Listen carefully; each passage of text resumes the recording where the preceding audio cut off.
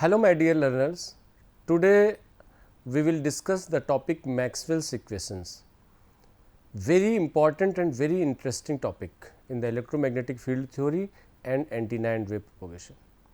Actually, Maxwell's equations are the basic backbone.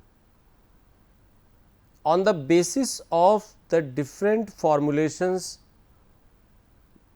different mathematical notations and the laws which are given by the Maxwell's equations, the complete electromagnetic field theory and the rules of antenna and its propagation and the wave propagation through antenna are governed. So, you can understand the importance of these Maxwell's equations. Actually, Maxwell equations are a complete set of equations derived from the electrostatic theory or magnetostatic theory. In the case of electric field and magnetic field, when we combined the complete laws, the complete rules of generating the electric field, magnetic field from a current element, from a conducting element with the help of charge density or current density, the complete set of equations is framed in the form of Maxwell equations. So, this particular lecture is very important for EMFT and antenna both. So, let us start the Maxwell's equations. There is a very important term which is known as displacement current. Till now, whatever we have discussed in the electrostatic field or magnetic field, it was very elementary, it was very basic, where the conventional rules and laws have been discussed, and we are in the position to understand the generation of electric field due to charge density and the generation of magnetic field due to current density.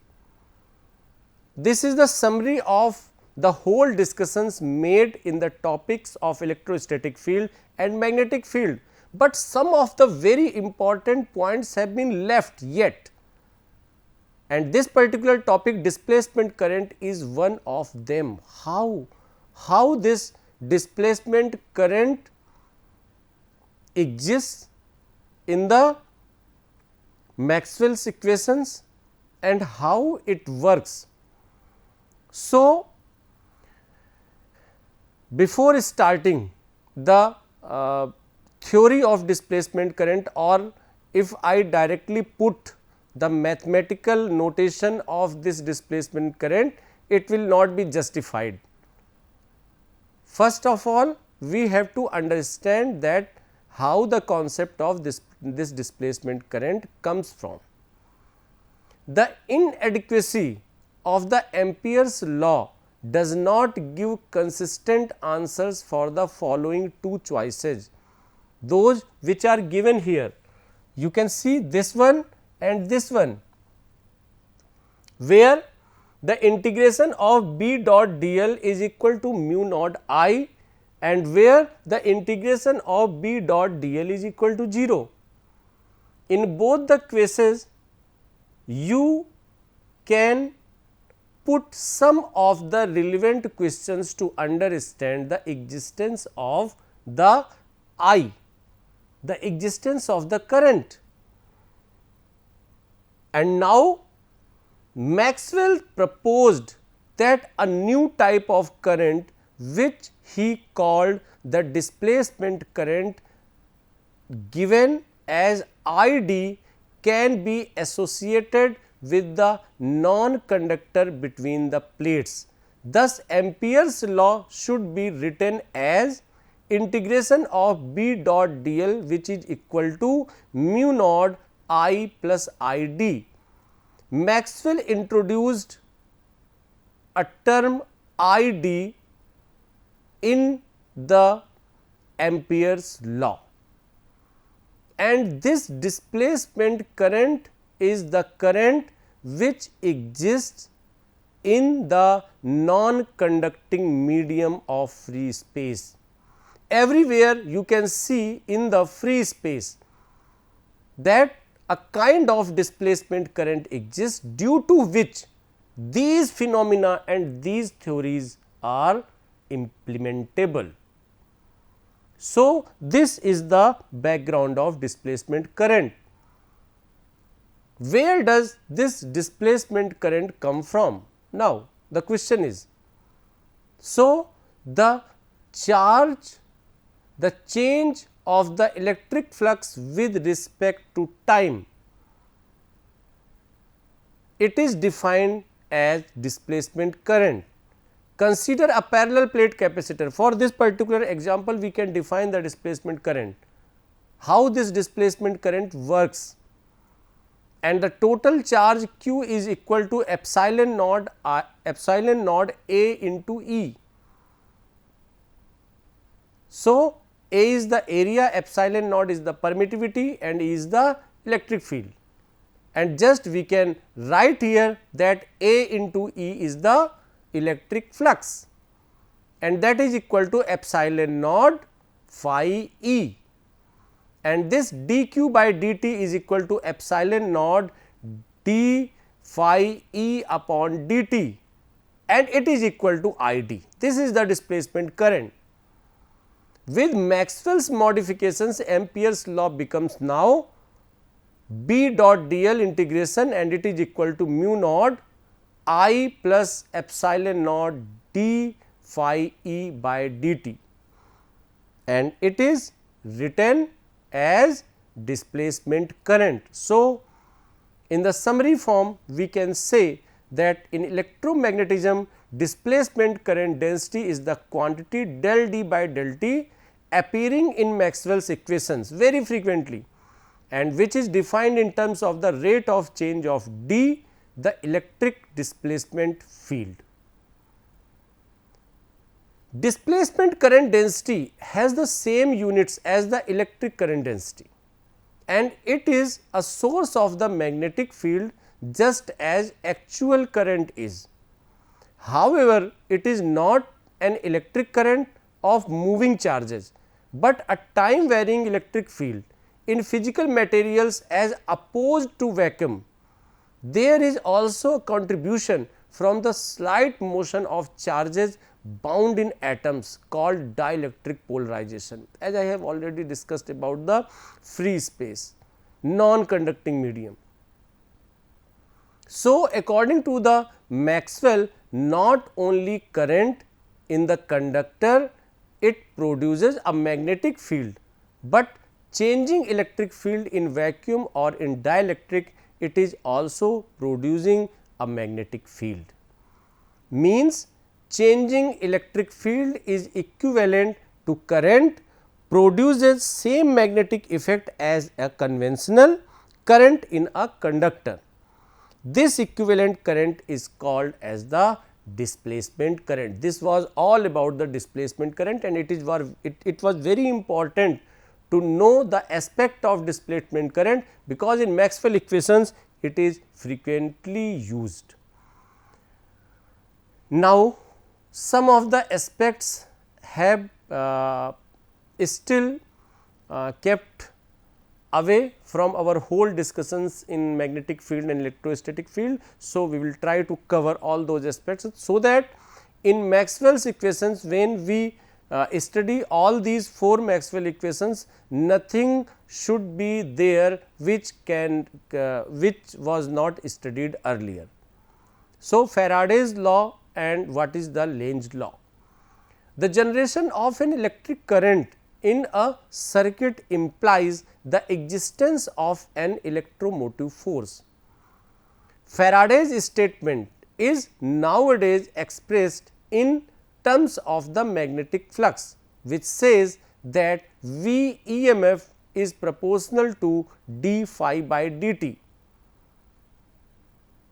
The induced EMF along any closed path is proportional to the rate of change of magnetic flux through the area bounded by that path.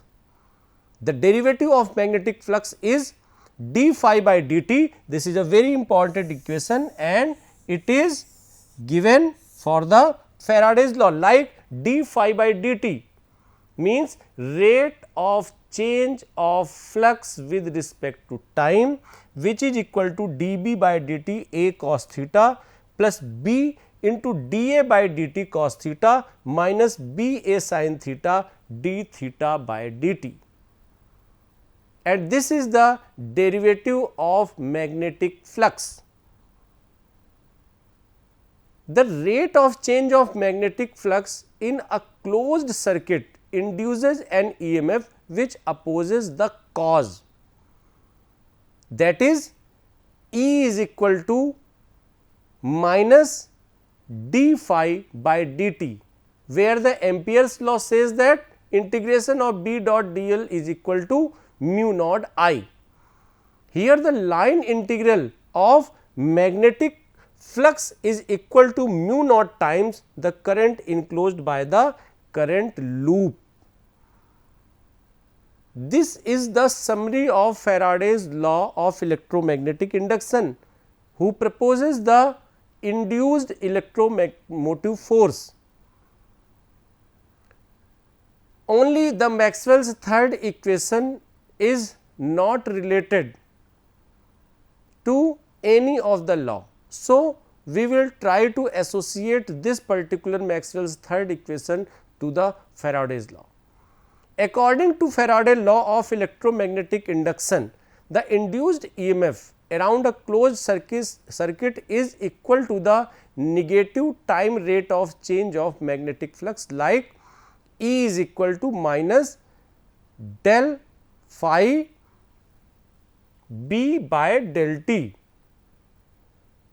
and this is the rate of change of flux, and in terms of this phi B we can also put the value as integration of B dot ds.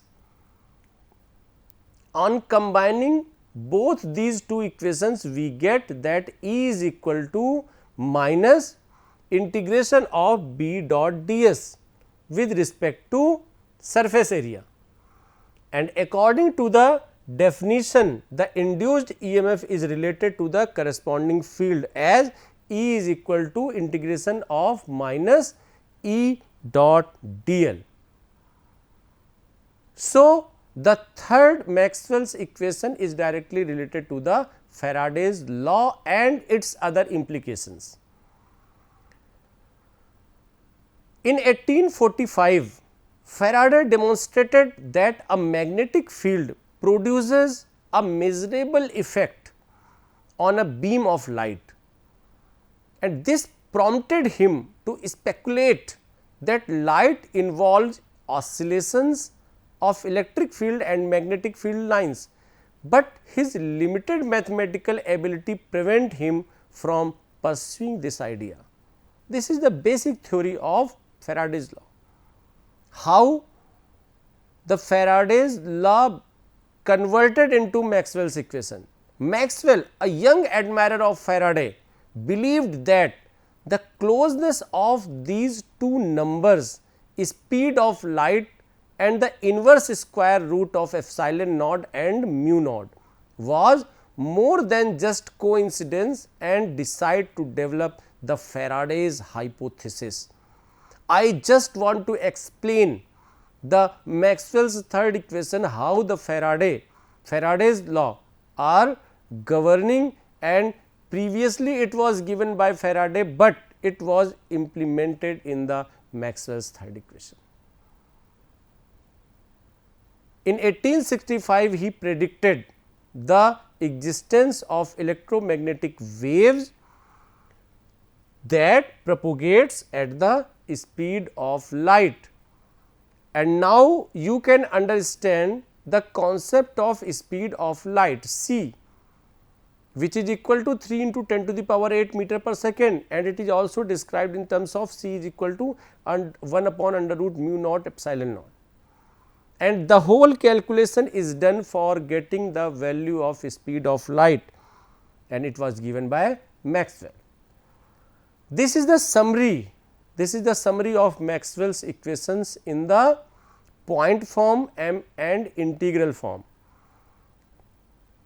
I will request all of you to understand these equations and also read carefully each and every term of these equations, because these equations will be used everywhere in the electromagnetic field theory and also in the antenna and wave propagation. So, point form, what says Maxwell equations? Del dot D is equal to rho v. Second, del cross E is equal to 0, del cross H is equal to J, del dot B is equal to 0. These are the Maxwell's equations in point form. When we describe in integral form, you can say that del dot D dV volume integral, which is equal to d dot ds surface integral, which is equal to rho v dV, which is q enclosed, the complete charge enclosed. If you study these Maxwell's equations in a wide domain, you will get that all these equations are the resultant of the different laws of electric field and magnetic field. Here the term D is given as epsilon E and B is given as mu h. Very important correlations between these two. D is equal to epsilon E and B is equal to mu h, where D is known as the displacement, flux density, E is the electric flux, electric field intensity, and D can also be defined as the electric flux density, B is also defined as the magnetic flux density, H is defined as the magnetic field intensity. So, these are very important correlations, and by using these are the forms of Maxwell's equations in another way. Likewise, the different laws like Gauss law, Faraday law, Gauss law, Ampere's law, these are the different forms in the differentiation and integration. All these equations are important wherever the requirement of differentiation or integration is there, you can use or implement these Maxwell's equations likewise. So, simply I will discuss the same thing here, that scalar field, vector field. Now, this is a time to isolate the potential, the field in the form of electrostatics or magnetostatics. Here it is given that electromagnetic field is the combination of electric field and magnetic field, both have their own potentials, both have their own fields. The complete picture of Maxwell's equations is described here. Maxwell's first equation, del dot D is equal to rho v, and it is the time dependent equation. Divergence of D is a scalar quantity. So, therefore, charge density is also a scalar quantity. These are the resulting outcomes of these Maxwell's equations. Third point is, it relates space variation of divergence of electric field with charge density, and fourth is, it is a statement of Gauss's law of electrostatics. The first Maxwell's equations is pointing out these important aspects. Maxwell's second equation, which is given as del dot B is equal to 0, what it says? The major implications of this Maxwell's second equation is written like it is time independent equation. According to this equation, isolated magnetic poles do not exist. since B dot ds is equal to 0, number of lines of magnetic force leaving and entering in the volumes are equal. In a given volume they are equal. It is a statement of Gauss's law in magnetism. So, both these equations are the resultant of Gauss's law. Maxwell's third equation, and this third equation it is written as del cross E is equal to minus del B by del T. So, this third equation is defined, or what are the implications of this Maxwell's third equation? These are, it is a time dependent equation. Second, it relates space variation of electric field intensity with time variation of magnetic flux density. It implies that time variation of magnetic field generates electric field, and it is the statement of Faraday's law of electromotive force, or you can say that electromagnetic induction and negative sign which justifies the Lenz law. So, the combination of Faraday's law and Lenz law is the result of Maxwell's third equation. The last one, Maxwell's fourth equation, del cross H is equal to Jc plus del D by del T. It means it is a time dependent equation, and it shows that magnetic field can be generated by current density vector and time variation of D jointly or separately. It relates magnetic field vector with electric displacement vector and current density vector, and this is the statement of Ampere's circuital law. All these four equations are the results of any of the law or rule. So, simply these Maxwell's four equations were important, and each and every line which is written in these slides is important. Try to understand and get the concept of these written things, which is important to understand. So, I will describe each and every Maxwell equation in briefly. Likewise, Gauss's law for electricity, the Maxwell's equation number 1. The complete structure of the Maxwell's equation number 1 is defined in this slide. The electric flux out of any closed surface is proportional to the total charge enclosed within the surface. This is the Gauss's law for electricity, where E is the electric field, rho is the net charge inside, epsilon naught is the electric permittivity, which is a constant, and the divergence of a vector field is a measure, and its tendency to converge on or repel from the point at which the electric field intensity is going to be measured. The direction of an electric field is the direction of the force it would exert on a positive charge placed in the field. And if a region of space has more electrons than protons, the total charge is negative, and the direction of the electric field is also negative, inverse direction, and the vice versa. When we come to the Maxwell's equation number 2, this second equation is the result of Gauss's law for magnetism, and this is the net magnetic flux out of any closed surface is 0.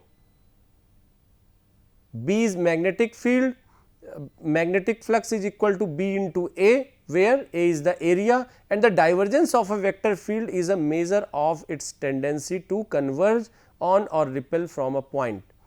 Magnetic sources are dipole sources and magnetic field lines are loops. These are the some aspects which define the magnetic del dot B is equal to 0. This is the Faraday's third law. You know Maxwell's third equation is based on the Faraday's third law, and it has already been described very briefly, where the line integral of the electric field around a closed loop is equal to the negative of the rate of the change of magnetic flux through the area enclosed by the loop. And now come to the Maxwell's fourth equation, the last equation, and it is the result of Ampere's law, which says that the line integral of the magnetic field around a closed loop is proportional to the electric current flowing through the loop and to the rate of change of the electric field. This is added by the Maxwell, and these are the 4 Maxwell's equations which will be dealt very briefly in the subject electromagnetic field theory and antenna and wave propagation. So, I am ending here the Maxwell's equations, and after this our whole study and whole analysis will be based on the antennas only, because this was the prerequisite for the antenna and wave propagation subject. Now, we will study that how an antenna is capable to produce the electromagnetic waves. So, thank you very much for watching this video.